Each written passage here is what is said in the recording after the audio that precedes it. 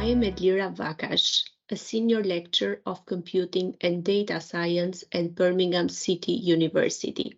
Birmingham City University is a higher education provider and applied research institution in Birmingham, United Kingdom.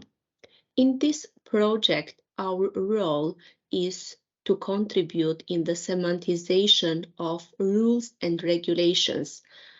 In order to achieve this ambition, we are applying semantic web technologies and knowledge graphs.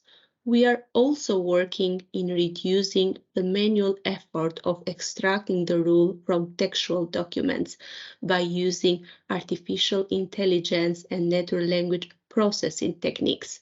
With our colleagues from the Built Environment Department, we are also contributing in one of the demonstrations for the UK, which is an automatic compliance checking of structural integrity for modular houses.